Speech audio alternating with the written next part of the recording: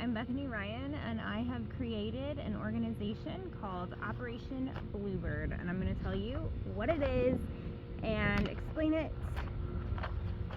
So you can get the wind to cooperate with me.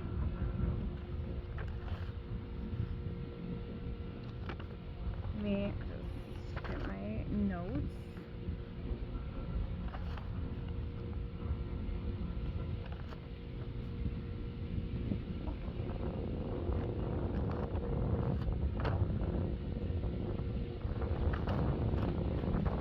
Alrighty, here we go. Operation Bluebird. Let's see if I can do this. My hair's not blowing. How I can work the hair with the wind.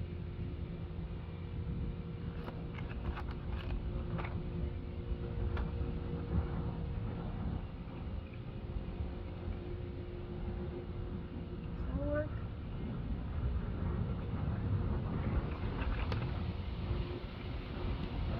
I don't know.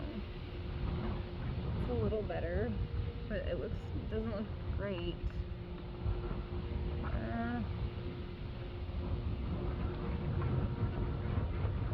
No, that's a no. Alright, hold on.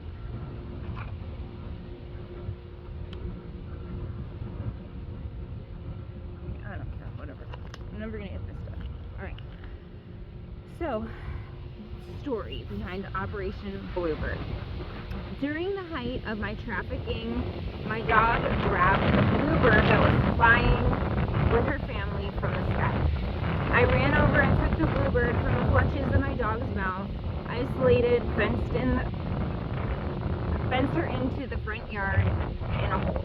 So the front yard of my house is separated off from the backyard, and I have 6-foot security fences all around my house. So there were 3 bluebirds flying, and my dog jumps in the air, grabs one, and I got it out of his mouth, and my other dog would have killed it, but I got it and took the bluebird through my house, because I have a split ranch, so I go in the back door, and then it's built into a hill, so I go downstairs and then I go out the front door, and there's a part of the front yard that's isolated off. So I go and put the little bluebird in. I didn't want to handle it too much. Put it into a hole, and it was okay. It was fine. Put it into a hole safely, and then went back in the house. The next morning it was gone. So I'm hoping that the family, it flew off with the family, and it was safe and fine. That's the story I like to believe happened. It was safe from predators, and well, as safe as you can be. It was completely walled in the ground in a hole. So that's why I'm calling this Operation Bluebird. I'm sure that there are other organizations called Bluebird that use Bluebird. I mean, Twitter was the first thing that came to mind, but this is important that it's called Operation Bluebird. It's very important to me. So I'll figure out a way around it. If I have to change the name around a little bit, I will, but I really want the symbol for this is an anti-trafficking organization that I'm starting right now. I want it to be called Operation Bluebird, and I want the symbol to be identified as a bluebird because of my story of the bluebird, and because I think that a bluebird is very easily identifiable, and I like what the spiritual significance of a bluebird is. I love bluebirds, they're so beautiful, but I just really think that a bluebird would be a great symbol. That's something that could be, it's unique enough that you can identify a bluebird as a symbol. If somebody uses it as a code word, or if they have if they get a tattoo of a bluebird, meaning they're being trafficked and they need help, or if they have a stuffed bluebird in their car, or whatever it is. I want it to be something that's unique enough that it can just jump out at people and be like, whoa, okay, wait, this is a cry for help. But then also be something common that could be taken as, if there's a trafficking abuse survivor, and I'm going to get into what a survivor is. If there's abuse survivor who is using the bluebird symbol, I want it to also be innocuous enough to be not a red flag to their abusers, you know, that can get them into even more of harm's way. So the magnitude. Trafficking is chronic. Most people get out of trafficking by death. The lifespan of a person being trafficked is short. The long-term effects of trafficking are debilitating, even in rare cases where survivors successfully escape. It's still, I mean, the healing process, you're never going to heal. I mean, think of all the people, like if you look at the people on Skid Row and like Venice Beach or wherever, like homeless people, and you see women, a lot of them are beautiful women. Why did they end up out on the streets? Because of trafficking. That's how it starts. And then, you know, how do you survive out there as a woman? They're still being trafficked. The only way to survive in the environment where you see homeless women is because there's a network of men that are fucking with them, and they have injuries all the time. You'll see the injuries. It's heartbreaking, and it's so debilitating. The effects of trafficking are so debilitating that to rehab a person who's been in long-term trafficking, I mean, that's going to be the goal of Operation Bluebird. But like, it's you need such a support system for that to even be a possibility. So that's what I want to create. So survivors, now that's getting into the word survivor. What is a trafficking survivor? Everyone experiencing trafficking. If you are involved in trafficking right now, and I'm going to explain it because most people don't understand what trafficking is. If you are involved in trafficking, you are a survivor. If you are out of it right now, you're a survivor. If you're in it right now, you're a survivor. If you're alive, you are a trafficking survivor. If you've been trafficked ever in your life, and it is so common, I'm going to explain that too, you're a survivor. There's no guarantee that survivors will not be reclaimed. They are hunted by highly funded, powerful networks every day of their lives. The second you get out of it, they're hunting you. And these people are, I mean, the networks, I'm going to get into the networks more, but it's like trying to escape the government, you know? It's that level. And, you know, the government, I'm not going to say the government's involved, I'm going to say that people in the government are involved. And it's very highly funded. This is big money. The perpetrators of trafficking are the most upstanding citizens of the community. Like, they know how to look great, and they're very intelligent. The people at the higher levels of trafficking seemingly live perfectly beautiful lives. They live perfect lives while on the sly are leading legions of scumbag enforcers. The bluebird symbol. It's easily identifiable, not obviously recognized yet as a cry for help. Oh, not obviously recognized yet as a cry for help. Could be a tattoo gotten in an obvious place, could be a stuffed animal, bluebird, could be a code word said to civilians in passing, asking for someone to call the authorities. Purpose. To start, Operation Bluebird will provide resources and ways around the technology used to entrap victims. I will provide specific examples from my own experiences so that the methods become understood by law enforcement who do not have the background to keep up with ever-changing technology at the forefront of innovation. These organizations are more lucrative than drug cartels, considering the product is something that can be sold over and over again. Human trafficking, a human being can be sold 25 times in one day. You can have Johns come and pay to have sex with a prostitute. And the prostitute is not willing. Most prostitutes are not willing. They don't want to be prostitutes.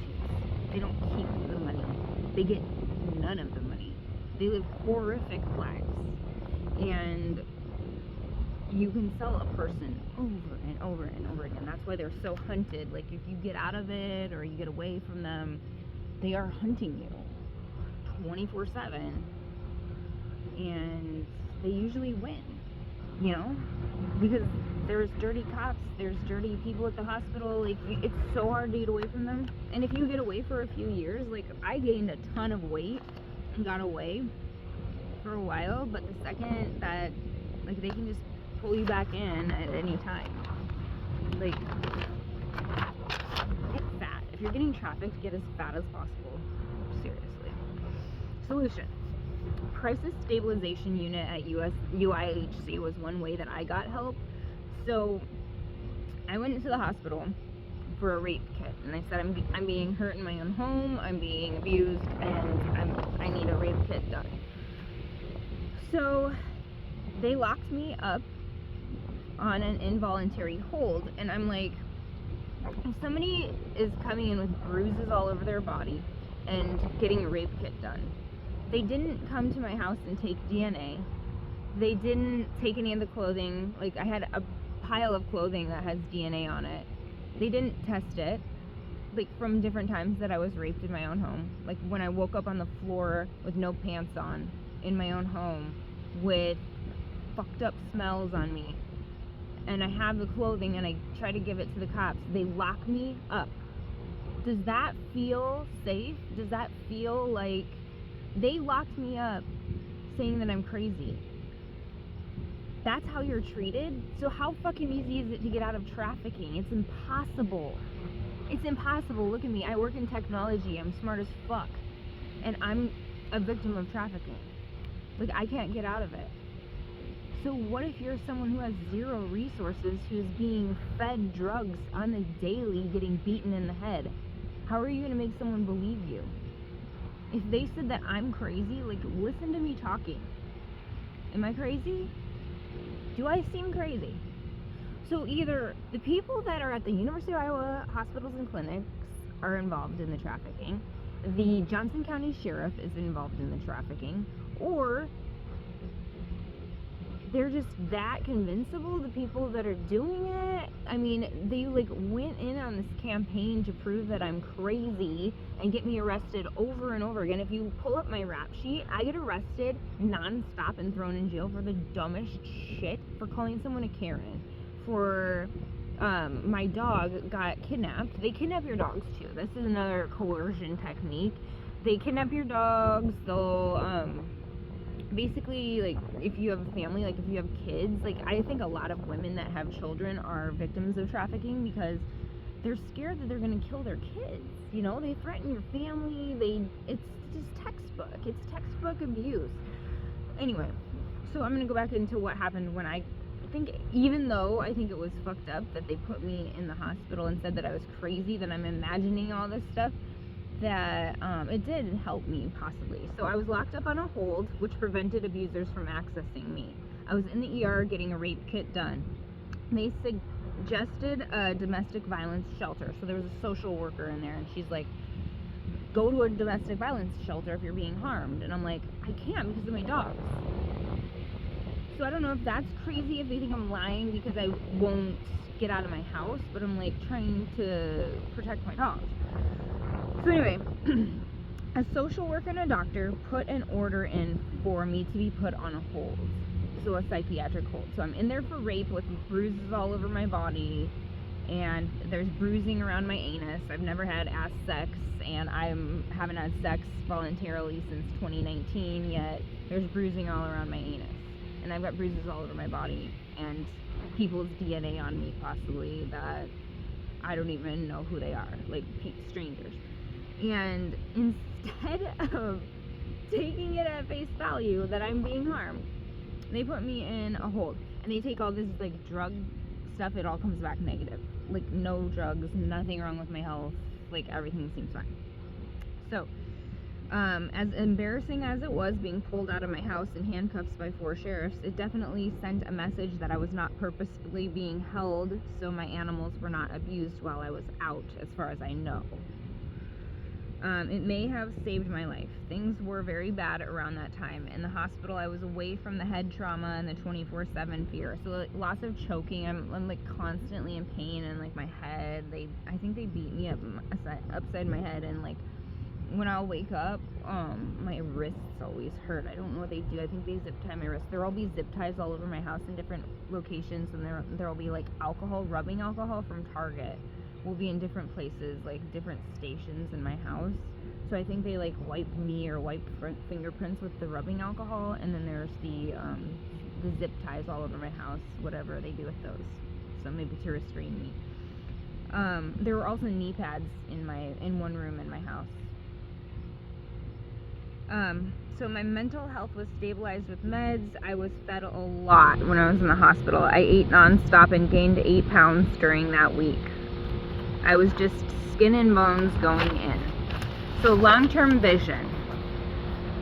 Long-term vision for Operation Bluebird is bird nests popping up in communities. So we'll call them bird nests, and they're going to be safe spaces with no questions asked, specifically for trafficking victims. So there are always beds, and victims receive specific tailored resources they need to stabilize. So when I went into the hospital and I was going to go into that domestic violence center, if they had beds, they didn't have beds. There's so many people that are experiencing domestic violence that there aren't beds. But if I had gone, I would be taking away a bed from a domestic violence survivor. So I think it's really important to have specific locations that are dedicated just to trafficking, because then you'll always have beds available and you have the resources that are tailored to trafficking that are needed. And you could maybe collect evidence at these locations. There could be transportation involved. Like, there's so much that can go into this, and that is the dream.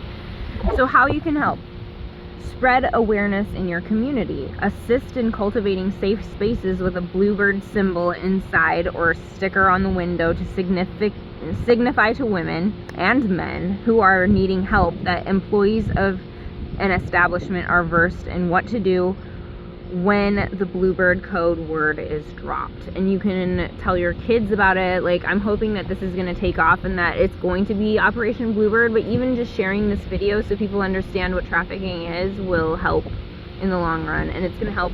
Show it to your kids. Show it to all your women friends. Take a second and watch this video. It's like 20 minutes long. Put up bluebird statues in your yard and stickers in your window so that trafficking victims can understand that you are aware and ready to help. So they'll know that in their community there is a place for them to go, that you know what's going on. Awareness. It's like the same as putting up a neighborhood watch symbol. So if it's, as long as it stays the bluebird, which I really want it to be a bluebird, maybe a young bluebird, because it was a baby bluebird. So it could be like a small bluebird, could be the symbol of Operation Bluebird, whatever. Awareness. Trafficking is so common. Not many people understand what it is. It doesn't have to be some grandly funded cartel of individuals operating on a highly advanced network, which is what the experience that I have had with it is. It can be financial abuse from a boss or a boyfriend that keeps you stuck. It could have sexual acts, or it could involve someone who simply is obsessed with you, stalking you, or using you for gain in any way, who is specifically hindering your free will in any way. It could be a woman. It doesn't have to be sexual. Human trafficking can be financial abuse. I think it's mostly when people take away your free will in any way, that's trafficking. If you have a domestic violence situation where the man controls all the money and the woman can't get away, she has kids, and like that's the textbook domestic violence situation, that's trafficking. That is trafficking. The pervert boss that hires a pretty woman and then is like overly controlling and even maybe tries to get sexual favors from this woman by promoting her to a position where she feels like she's not worthy or something like that would be trafficking. It is. It's so common. Trafficking is like everywhere. It happens every day to you. Coercion is part of this. Coercion is known as grooming. So you hear the word grooming. What is grooming? Grooming is coercion. Coercion is grooming. Okay? So we'll go over that some other time, what grooming is. But coercion, that's your financial abuse. That is your threatening the family. That is your hurting the animals. That's coercion. So victims as perpetrators. Trafficking victims often become the enforcers. It is grooming that leads to this. Like a capo guard in World War II in the concentration camps, prisoners would be policed by their own peers.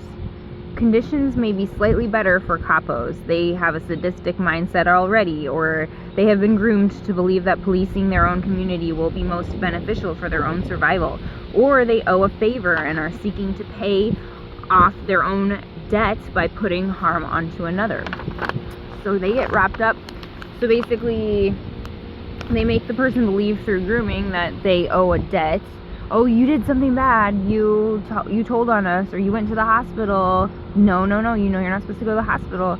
So now, you're going to get beat up, or you have to have sex with like 16 people a day for the next 2 weeks. Unless you get like a new person and recruit a new person, or you stalk this girl because there's a new girl that we need to stalk, so you can get out of your sexual favors for the day. Like, you only have to have sex with 3 people today if you do A, B, and C.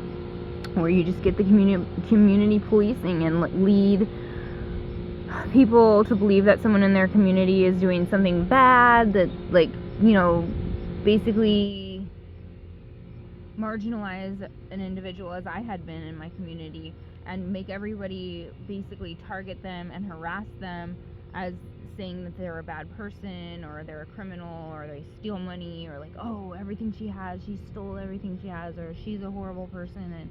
And if you get the entire community to turn against someone, or oh, she's crazy, like that's the setting people up to make them be crazy, then they have no support system, and that's your trafficking. It's the financial abuse, it's the ostracism and such. I mean, there's so many different ways to do it. And then I'm going to tell you really quick here about some technology that's used in trafficking now. I work in technology, and the way that technology is moving is away from legacy applications and into services. So when you have security for an application, the threats, like when somebody hacks your computer, when somebody hacks your device, when somebody hacks into a network and steals a database or whatever, like say they hack into like a healthcare company and they steal a database of people's private healthcare information, they can hold it for ransom. That's ransomware as a service. So I believe that trafficking is moving into service-based. So basically anybody can buy in. Like, it's like an organization, just like anybody can buy drugs on the street. Like, everybody has their own into the network. Like, they have their little runner or their little plug, as we call them. So like the runner at the club, like you meet somebody at the club and they have like a little vial of cocaine. That's not going to really get you in trouble if you have it on you, and that is your that's your plug. So basically anybody can have a plug into these networks of trafficking. Like, they can buy in. That's how I think it's working now. So I called it TOSS. This is TOSS. Trafficking as a service. Like ransomware as a service, you pay in, and then the network of hooligans targets, stalks, and harasses your victim electronically. That's how it feels like it's happening to me. If somebody doesn't like you, and then they buy into the network. Honestly, that's how I believe it's working. If somebody, like, I don't think that it's like a big network that's trying to find people. Like, it is that, but then I also think that trafficking is like service now. It's bizarre, but I think it is. So STAS. This is the one I made up for this one. Is stalking as a service.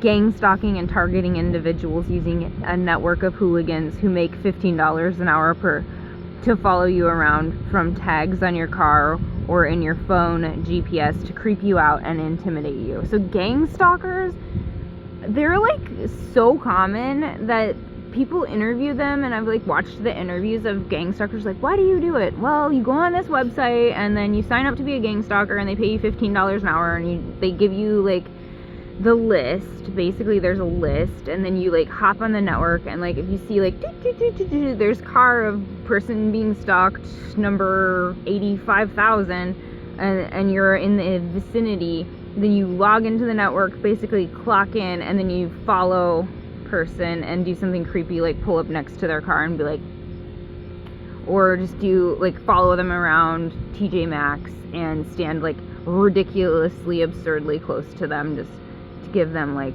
an intimidation, like, oh my god, these stalkers are everywhere, it's like everyone's involved. Can I lay like this?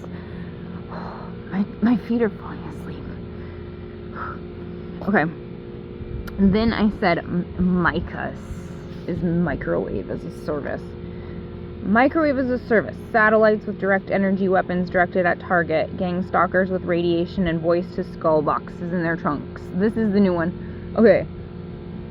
There is this service that you can get where you can have sunlight longer during the day. You pay for the service, and there's a satellite that reflects. It points a mirror at the sun that directs at your house and gives you sunlight. Like, say the sun goes down at 9 p.m., you can have sunlight until midnight if you pay for it.